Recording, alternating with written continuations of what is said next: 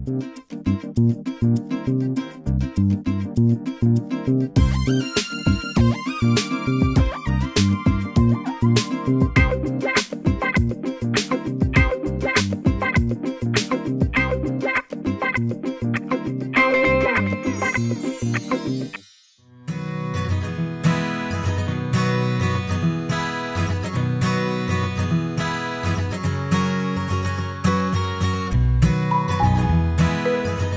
There and अस्सलाम वालेकुम। आज 42 के साथ आपकी मेज़बान Zoya Malik. Government college university ने 100 साल से ज़्यादा अरसे पर मोहित तारीख़ अपने सीने में समो रखी है। अगर इस दर्सगाह की बात की जाए तो इस दानिशगाह का शुमार इस खित्ते की सबसे बेहतरीन और सबसे आला दर्सगाहों में होता है। हर तालिबे इल्म का ये ख्वाब है कि वो इस यूनिवर्सिटी से पढ़ कर निकले। हमारे आज के शो के मेहमान इस यूनिवर्सिटी के वाइस चांसलर जनाब असगर जैदी साहब है, जिनके साथ हम आज का पूरा दिन गुजारेंगे। उनकी शख्सियत को जानने की कोशिश करेंगे और जानेंगे इस दर्सगाह के बारे में। आइए मेरे साथ।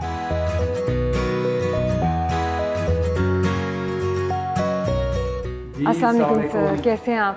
Thank you so much. बिल्कुल ठीक ठाक जी, बहुत शुक्रिया आपके आने का। Thank you so much, thank you so much.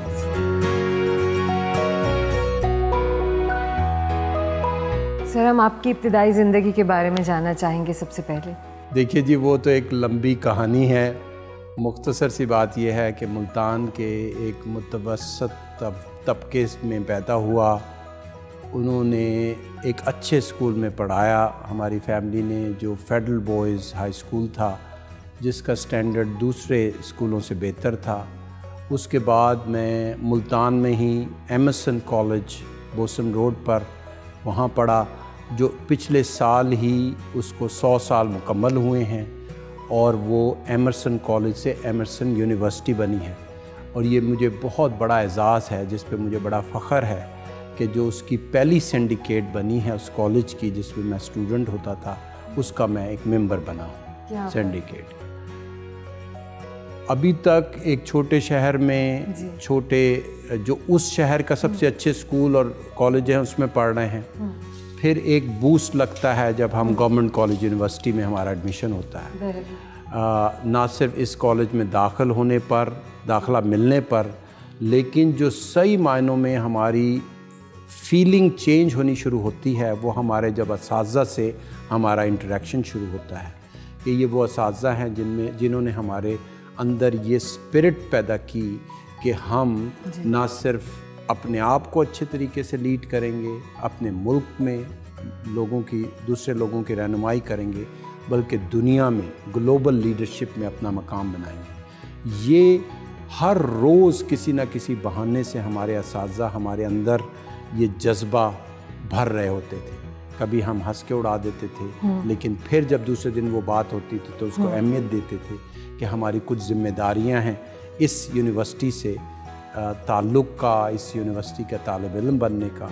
और यही वजह है कि जो भी शख्स इस यूनिवर्सिटी में एक दफ़ा पढ़ लेता है, उसको जो मोहब्बत इस इदारे से होती है वो दुनिया के किसी इदारे से नहीं होती। मैंने ऑक्सफोर्ड यूनिवर्सिटी, जो उस वक्त जब मैं पढ़ रहा था वो दुनिया की टॉप मोस्ट यूनिवर्सिटी थी, अभी भी वो टॉप मोस्ट यूनिवर्सिटी है। इसके अलावा मैंने बहुत से इदारों में जाकर पढ़ाया है, जिसमें लंदन स्कूल ऑफ इकनॉमिक्स शामिल है, जिसमें साउथ कोरिया की टॉप मोस्ट यूनिवर्सिटी शामिल है। लेकिन जो इस इदारे से मोहब्बत है और जो इस इदारे के सिलसिले में हमारा ख़्याल है कि इसने जो हमें अता किया, वो हमारा किसी और इदारे के साथ नहीं बन पाता।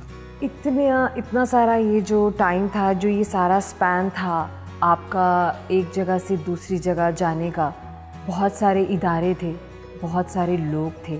किस इदारे ने आपको सबसे ज़्यादा इम्प्रेस किया, आप पर, आपकी ज़ात पर अपने नक्श छोड़े?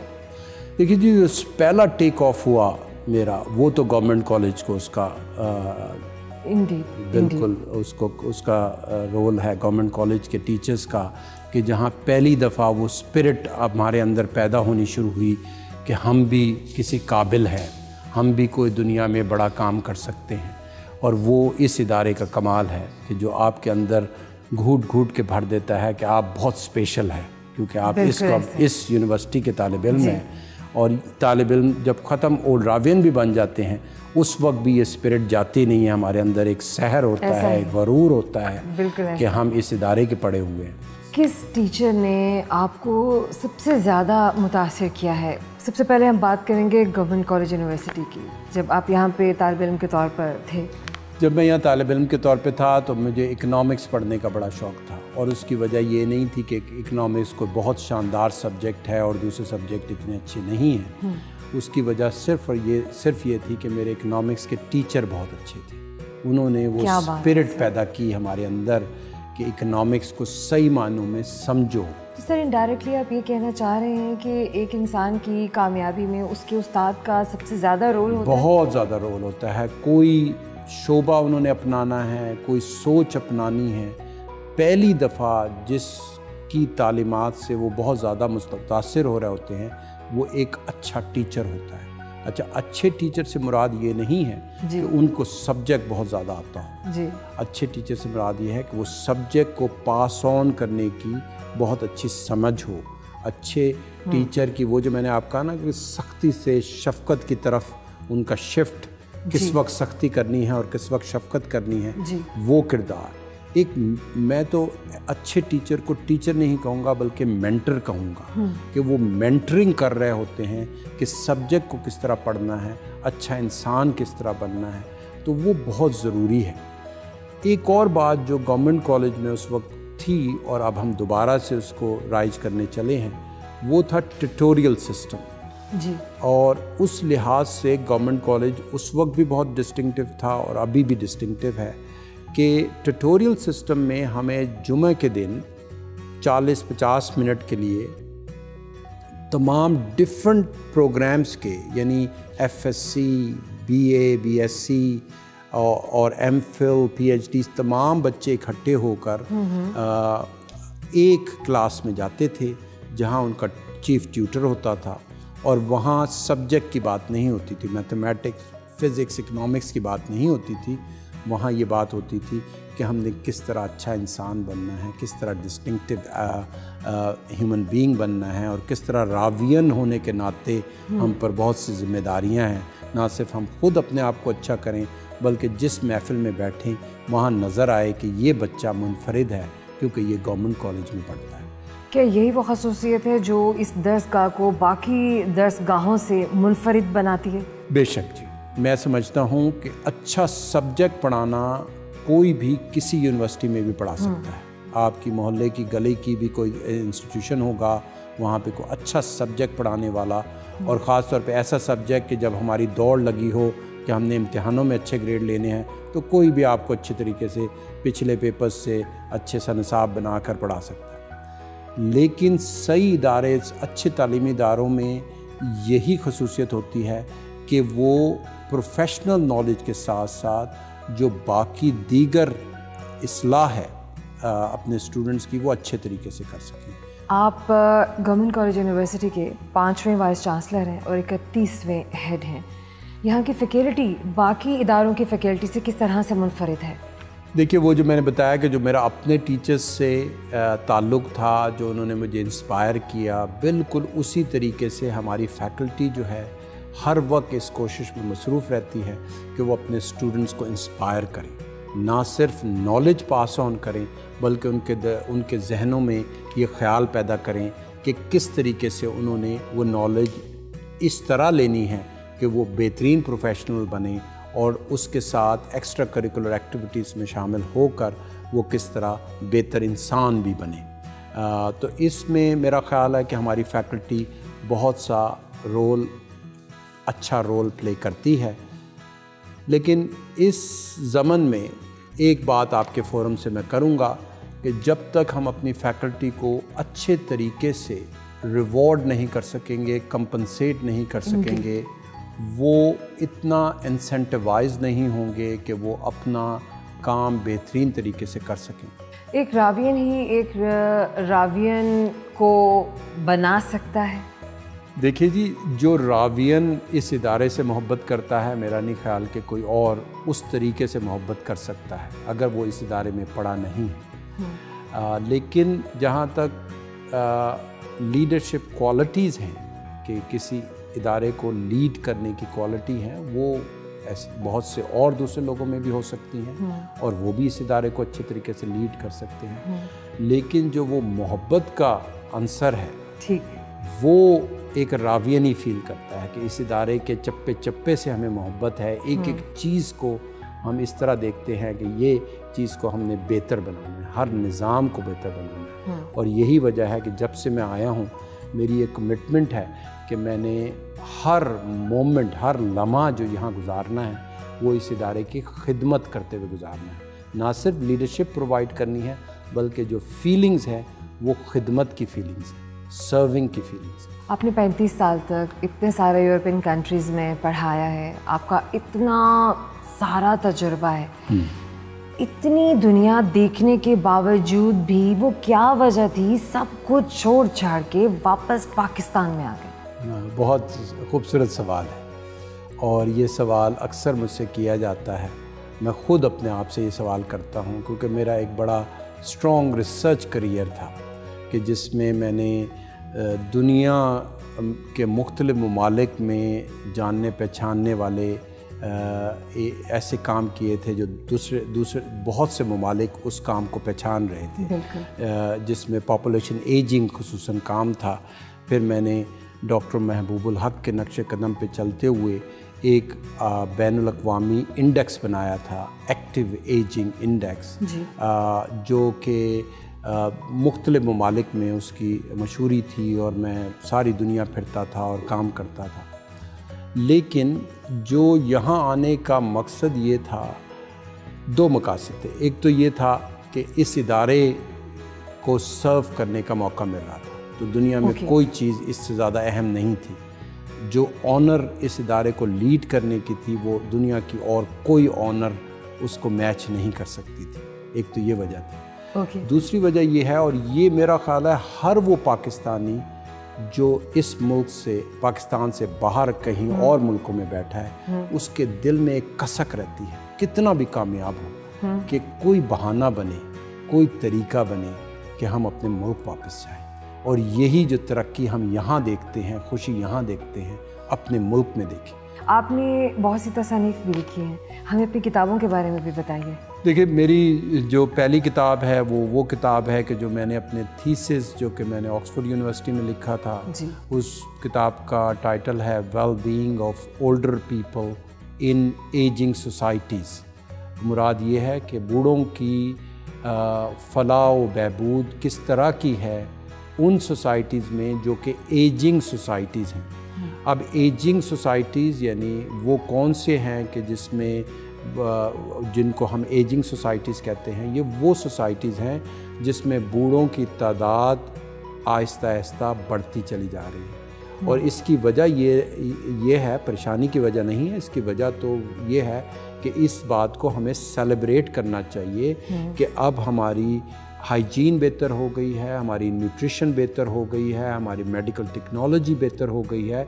इस वजह से अब हमारी ज़िंदगी की तवालत बढ़ती चली जा रही है। बिल्कुल। तो जैसे जैसे ज़िंदगी की तवालत बढ़ती जा रही है, इसका मतलब है बूढ़ों की तादाद भी आपके माशरे में बढ़ती जा रही है। तो इस तरह की सोसाइटीज़ को हम एजिंग सोसाइटीज़ कहते हैं कि जिसमें पॉपुलेशन एजिंग हो रही है, जिसे हम उर्दू में कह सकते हैं पीर रिसाई या पीरानी दौर कह सकते हैं। ठीक है।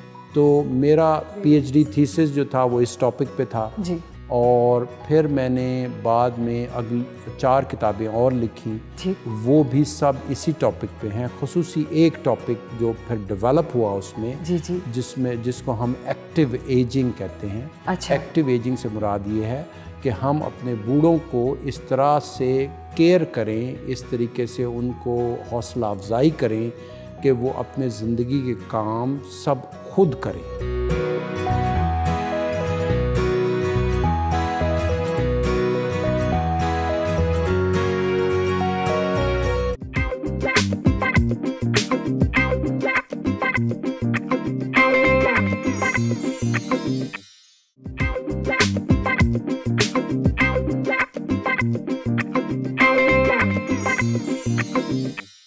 मेरिट लिस्ट किस तरह से बनाई जाती है गवर्नमेंट कॉलेज यूनिवर्सिटी में?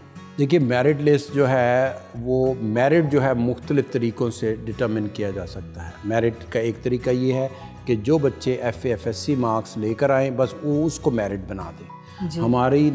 हमारा एतमाद FA FSC के मेरिट्स से कम हो गया है पिछले सालों की निस्बत। हम समझते हैं कि एक तो जिस तरह इम्तिहानात लिए गए शायद उसमें अच्छे तरीके से इम्तिहानात नहीं लिए गए, और इसके अलावा जो भाग दौड़ लगी हुई है मार्क्स हासिल करने की, उसमें जो टैलेंट है, कैपेबिलिटी है, वो पीछे रह जाती है। तो इस दफ़ा हमने तमाम डिपार्टमेंट्स में अपना जो मेरिट बनाया है वो सिर्फ मार्क्स की बिना पे नहीं करेक्ट किया, बल्कि हमने पहले एक एंट्रेंस टेस्ट लिया है। जो बच्चा एंट्रेंस टेस्ट से पास होगा उसको हमने इंटरव्यू के लिए बुलाया, और जो बच्चा इंटरव्यू से पास होगा, यानी पहली 2 कंडीशंस वो ये सेटिस्फाई करेगा, उसके बाद हम उसके FA FSC के मार्क्स देखेंगे। इस तरीके से हमें पता चलेगा, जैसे हम इंग्लिश लिटरेचर में अगर किसी बच्चे को एडमिशन या बच्ची को एडमिशन दे रहे हैं तो हमें पता है कि क्या उसका, पहले तो उसका टेस्ट करके हमने उसका कर लिया कि उसको इतनी नॉलेज है इंग्लिश लिटरेचर के बारे में, फिर इंटरव्यू में हमने उनका एप्टीट्यूड चेक कर लिया, उनकी बात करने का अंदाज़ समझ लिया कि ये बच्चे, तो बजाय इसके कि वो बाद में परेशान होते फिरें कि भाई इंग्लिश लिटरेचर लेकर फंस गया, हमें तो कुछ पता ही नहीं है, हमने वो 2 पहले टेस्ट करके उनको अंदाज़ा लगा लिया कि ये अच्छे स्टूडेंट बन सकेंगे। फिर हमने उनके मार्क्स देखने शुरू किए और उस बिना पर हमने उसकी रैंक की। तो ये एक नया सिस्टम हमने इस दफ़ा इंट्रोड्यूस किया है, और इसकी वजह से हमें बड़ा अच्छा फीडबैक आ रहा है कि हमारा स्टूडेंट्स जो इस दफ़ा की इनटेक हुई है गवर्नमेंट कॉलेज में वो बेहतरीन इनटेक है, और पिछले सालों से बहुत अच्छी इंडक्शन हुई है। कौन सी ऐसी नामवर शख्सियात हैं जिनका आप नाम लेना चाहेंगे, इस इदारे से वाबस्ता रही हैं, यहाँ से पढ़ के जा चुकी हैं? देखिए जी, जो सबसे बड़ी नामवर शख्सियत है वो तो अल्लामा डॉक्टर मोहम्मद इकबाल रहमतुल्लाह अलैह हैं। उनकी जो भी शख्स अब इस इदारे में पढ़ता है उसको ये एक स्ट्रॉन्ग फीलिंग होती है कि ये वो कॉरिडोर्स हैं, ये वो क्लासरूम्स हैं, ये वो हॉस्टल्स हैं कि जिसमें अल्लामा डॉक्टर मोहम्मद इकबाल पढ़ते रहे हैं। वो यहाँ से मुझे कोई दिन ऐसा नहीं गुज़रता कि इस कमरे में बैठकर ये एहसास होता हो कि ये कितना बड़ा इदारा है जिसको मैं लीड कर रहा हूँ, कि जिस इदारे में अल्लामा डॉक्टर मोहम्मद इकबाल पढ़े हैं। तो हमारे लिए ये उनकी शख्सियत सबसे बड़ी इंस्पायरिंग शख्सियत है। उसके अलावा हमारे पास बहुत से दूसरे हजरात भी हमारे पे यहाँ फैज़ अहमद फैज़ हमारे साथ पढ़े हैं, सूफ़ी तबस्सुम पढ़े हैं, फिर हमारे पास 2 नोबल लॉरिएट्स भी हैं जो कि गवर्नमेंट कॉलेज में बहुत अरसा पढ़े। एक डॉक्टर अब्दुल सलाम के जिन्होंने फ़िज़िक्स में नोबेल प्राइज़ लिया, और उनकी एक और बड़ी ख़ासियत है कि उन्होंने अपने डेथ बेड पर ये कहा कि मेरा सर्टिफिकेट जो कॉलेज मेरा लाहौर में है उसको मेरा सर्टिफिकेट दे दिया जाए। तो ये हमने वाइस चांसलर ऑफिस में उनका जो ओरिजिनल नोबल लॉरिएट सर्टिफिकेट है वो यहाँ पर डिस्प्ले किया। क्या बात है। तो इसके अलावा भी बहुत से शोरा, ख़ुसूसन फ़नून लतीफ़ा में बहुत से वज़ीर आज़म जैसे और चीफ़ ऑफ आर्मी स्टाफ यहाँ पर पढ़े हुए हैं, बहुत से शोहदा जिन्होंने पाकिस्तानी सरहदों की हिफाजत करते हुए अपनी जानें कुर्बान की, वो गवर्नमेंट कॉलेज से पढ़े हुए हैं।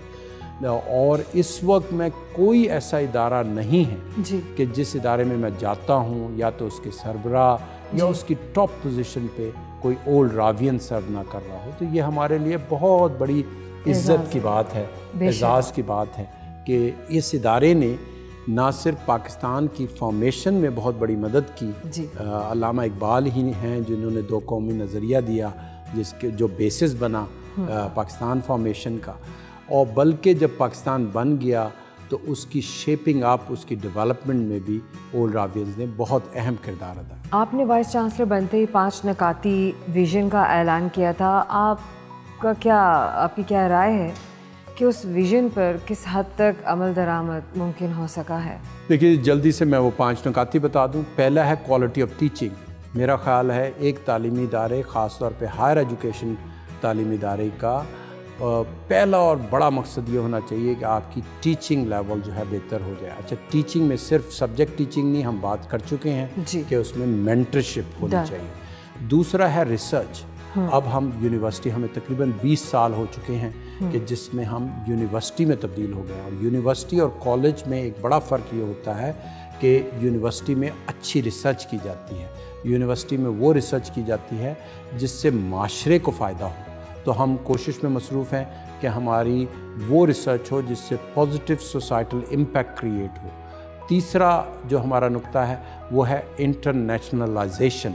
इससे मुराद ये है कि मैंने बहुत सी बैनुल-अक़वामी यूनिवर्सिटीज़ में पढ़ाया है, तो वो कौन सी चीज़ें हैं जो उन यूनिवर्सिटीज़ में अच्छी हैं और वो हम यहाँ पर अपना सकते हैं, तो हम उस कोशिश में मसरूफ़ हैं। चौथा है जी इंफ्रास्ट्रक्चर डेवलपमेंट। उसमें एक बड़ी जो बेहतरी आई है वो ये है कि हमने नया कैंपस बसाना शुरू किया है। गवर्नमेंट कॉलेज की 150 साल से ज़्यादा तारीख़ में पहली दफ़ा इस साल हम नया कैंपस शुरू कर रहे हैं। उसमें हमने 5 डिपार्टमेंट वहाँ शिफ्ट किए हैं और इस तरीके से उनकी बहुत सी मदद करने में।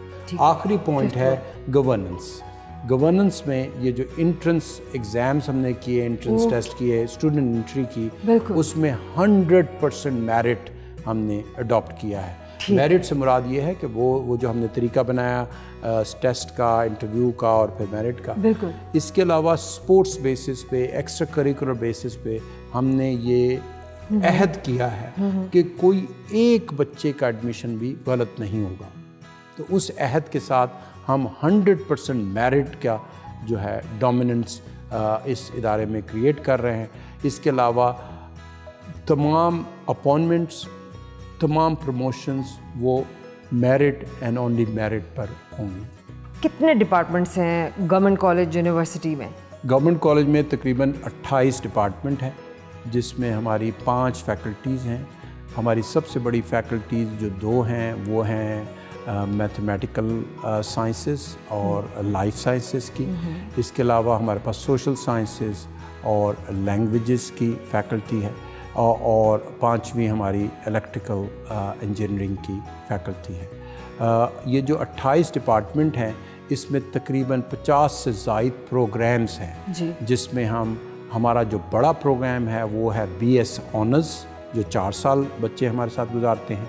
इसके अलावा हम MS MPhil कराते हैं और PhD कराते हैं। तकरीबन 2000 बच्चे हमारे पास इंटरमीडिएट के भी हैं, और इंटरमीडिएट स्टडीज़ जो हैं वो हमारी बड़ी अहम है।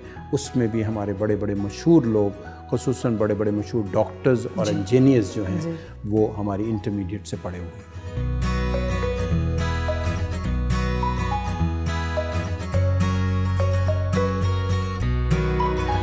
फैकल्टी रेस्ट हाउस के लिए निकले।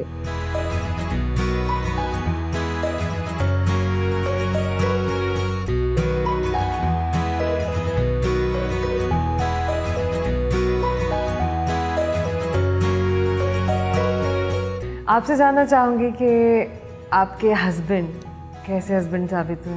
मेरे हस्बैंड जो हैं बहुत अच्छे लाइफ पार्टनर हैं, दोस्त ज़्यादा हैं, हस्बैंड बाद में हैं, और सारी बातें मैं इनसे शेयर करती हूँ और ये अपनी सारी बातें शेयर करते हैं। और अक्सर हम एक दूसरे से मशवरा करते हैं कोई भी चीज़ करने से पहले, हद तक कि कभी किसी से मिलने से भी पहले जो है ना। और ज़िंदगी के जितने भी अब तक जो हमारी जर्नी है उसमें भी ऐसे ही रहा है कि ज़ाहिर उतार चढ़ाव तो आता है कि कभी हम एग्री नहीं कर रहे, डिसएग्री कर रहे हैं, कभी इन्हें कोई चीज़ पसंद आ रही है। स्पेशली जब घर सेट करने होते थे, जो कि हमने बहुत करे हैं, क्योंकि बहुत ज़्यादा ट्रैवल किया और हर जगह नए घर, तो उसमें होता था। मगर most of the time we are on the same page, same chapter.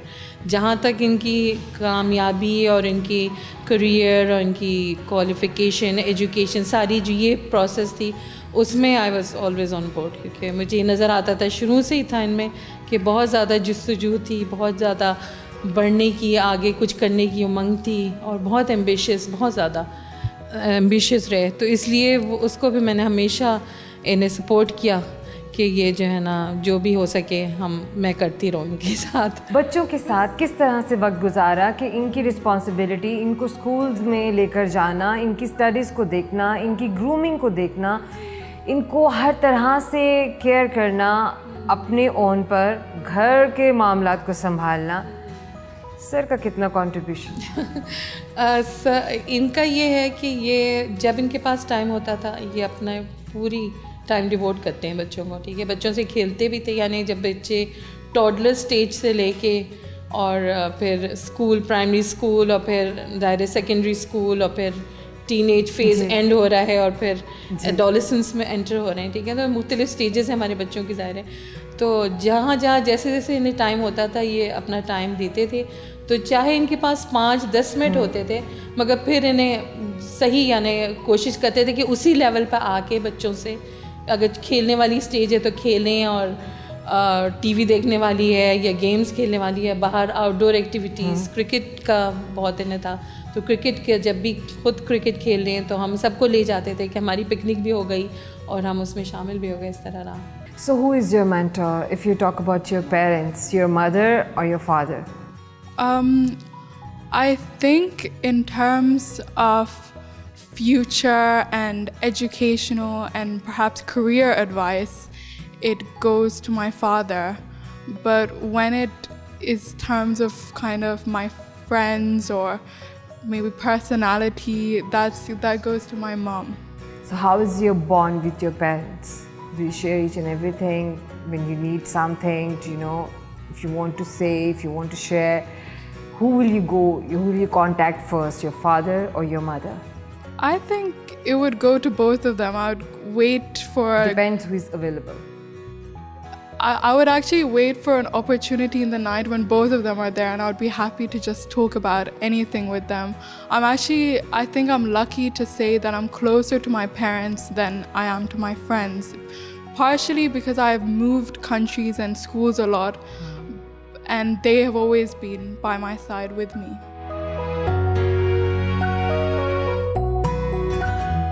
अपनी फैमिली के हमरा खाना खाया।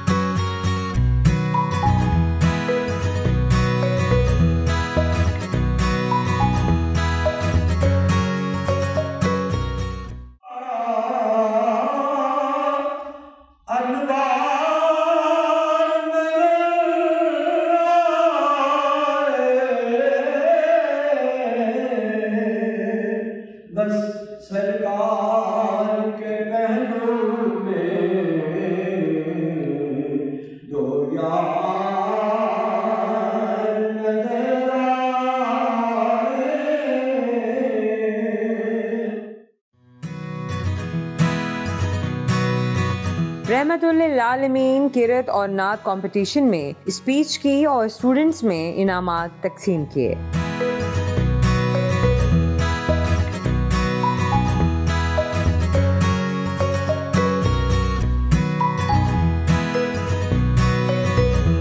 हमें इकबाल हॉस्टल दिखाया।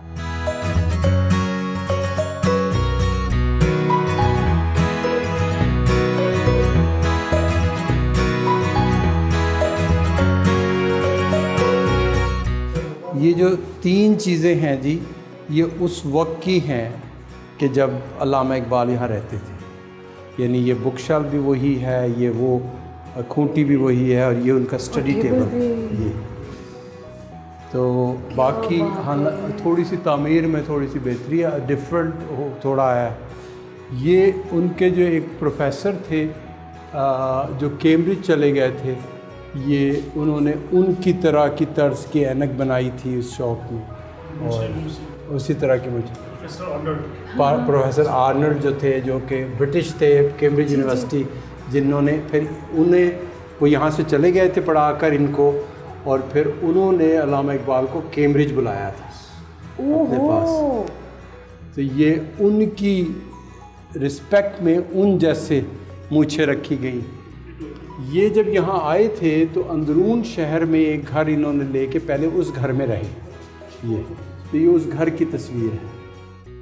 ये वो लेटर है जो इन्होंने अपने बेटे को लिखा, एक नौजवान के नाम लिखा था। वो लेटर जो है इसमें वही अकाबी रूह जब बेदार होती है जवानों में नज़र आती है, उसको अपनी मंजिल आसमानों में। तो ये वो एक जवान के लिए फ़लसफ़ा दे रहा है। क्या बात, जो उनके अपने हाथ से लिखा है।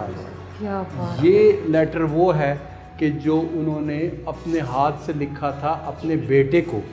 और अगर ये देखा जाए जो है, आप देखिए कि ये हम सब के लिए इसमें जो है ना एक सबक है। दियार इश्क में अपना मकाम पैदा कर, नया ज़माना नए सुबह शाम पैदा। काला शाह काको में गवर्नमेंट कॉलेज यूनिवर्सिटी के लिए बने कैंपस के लिए रवाना हुए। Sir, internationally government college university आपको रैंकिंग के हवाले से कहाँ नज़र आती है? देखिए, रैंकिंग के हवाले से बहुत कोशिशों में हम मसरूफ़ हैं। रैंकिंग जो है वो 1 साल 2 साल में इम्प्रूव नहीं होती, उसके लिए बहुत सा काम करना पड़ता है। मुझे अभी जब गवर्नमेंट कॉलेज की वाइस चांसलरशिप मिली, उस वक्त गवर्नमेंट कॉलेज की रैंकिंग कोई बहुत अच्छी नहीं थी। अब हमने पेशरफ्त शुरू की है और इंशाअल्लाह गवर्नमेंट कॉलेज की रैंकिंग हम इतनी बेहतर कराना चाहते हैं कि ना सिर्फ वो पाकिस्तान में टॉप मोस्ट यूनिवर्सिटी बन जाए, बल्कि एशिया की बड़ी यूनिवर्सिटियों में भी उसका शुमार हो। मैं जानना चाहूँगी कि जिस यूनिवर्सिटी का बजट रिसर्च का क्या है? रिसर्च बजट कोई इतना ज़्यादा नहीं है। हमें ज़्यादातर फंडिंग रिसर्च की या तो हायर एजुकेशन कमीशन से मिलती है, या पाकिस्तान साइंस फाउंडेशन से मिलती है, या कोई हम इंटरनेशनल प्रोजेक्ट्स जो है उनको विन कर लेते हैं। इसके अलावा प्रोविंशियल हायर एजुकेशन कमीशन से भी कुछ रिसर्च मिलती है। मेरी ख्वाहिश है कि गवर्नमेंट कॉलेज में जो भी स्टूडेंट्स PhD या MPhil की रिसर्च करने आएँ, हम उनको इतना उनकी फ़ीस माफ़ करें और उनका स्टाइपेंड इस तरह का जनरेट करें कि वो अपनी मुकम्मल तवज्जो रिसर्च की तरफ मरकूज़ करें। अभी ये होता है कि बच्चे आते हैं, रिसर्च स्टूडेंट्स बनते हैं, लेकिन साथ जॉब कर रहे होते हैं, पैसे की परेशानी होती है, लेकिन वो बच्चे उस वक्त तक अच्छी रिसर्च नहीं कर सकते कि जब तक एक तरफ तो तालीमी इदारे उनको अच्छी सहूलत फराहम करें, अच्छे कंप्यूटर्स, अच्छी प्रिंटिंग, अच्छी लाइब्रेरी, और दूसरी तरफ उनको हम स्टाइपेंड भी दें कि उनको ये परेशानी ना हो कि उनका ख़र्चा रोज़मर्रा का किस तरीके से पूरा होगा। तो जब तक हम ये नहीं करेंगे, हमें PhD MPhil लेवल पे अच्छे रिसर्चर्स नहीं मिल पाएंगे।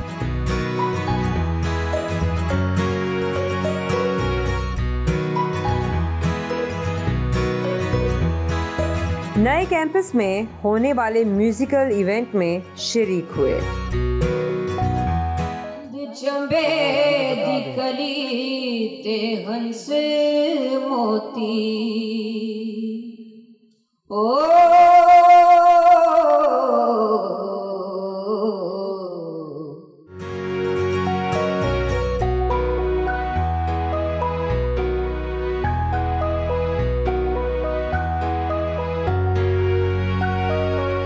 कैसा लगा एक नया कैंपस, नई स्पेस, ज़्यादा अच्छी डेवलपमेंट के साथ?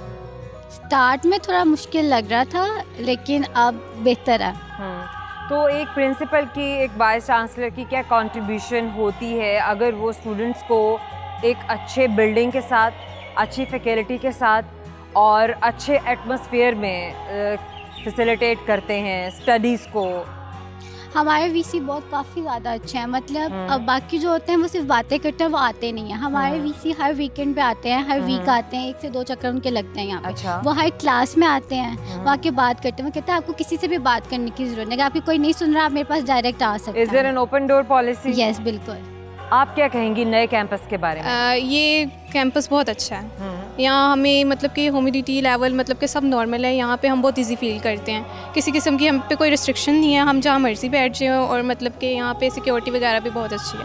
अच्छा, आप क्या कहेंगी कि आपके वाइस चांसलर साहब ने ये जो बिल्डिंग, यहाँ पर आप लोगों को स्पेस, यहाँ की फैकल्टी, यहाँ का माहौल जो आपको दिया है, वो सब कैसा है स्टूडेंट्स के लिए, उनकी बहुत ग्रोथ अच्छा के लिए? है, बहुत अच्छा है, बहुत ज़्यादा अच्छा। आज जो इवेंट हो रहा है इसके बारे में क्या कहेंगी?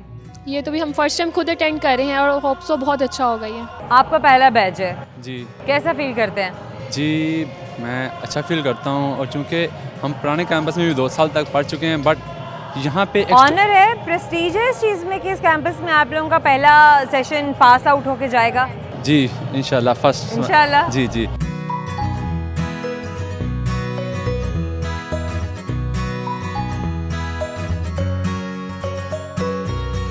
सर, ये कैंपस बनाने का मकसद क्या था? देखिए, हमारा जो ओल्ड कैंपस जो शहर के सेंटर में मौजूद है उसकी बड़ी अहमियत है, लेकिन जिस वक्त वो बनाया गया था वो एट द मोस्ट 5 से 6 हज़ार स्टूडेंट्स के लिए बनाया गया था।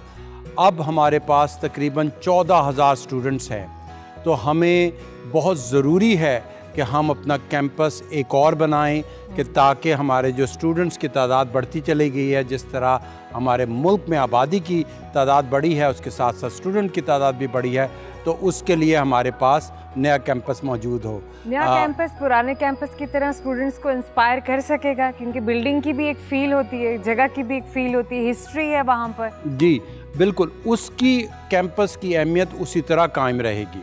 नए कैंपस में एक नई खूबसूरती है, इसमें खुली जगह है, मॉडर्न फैसिलिटीज़ हमारे पास मौजूद हैं। इसके अलावा एक और जो बड़ी अहम बात है वो ये है कि उस कैंपस में हम बहुत सी स्पोर्ट्स फैसिलिटीज़ कायम नहीं कर पाते थे।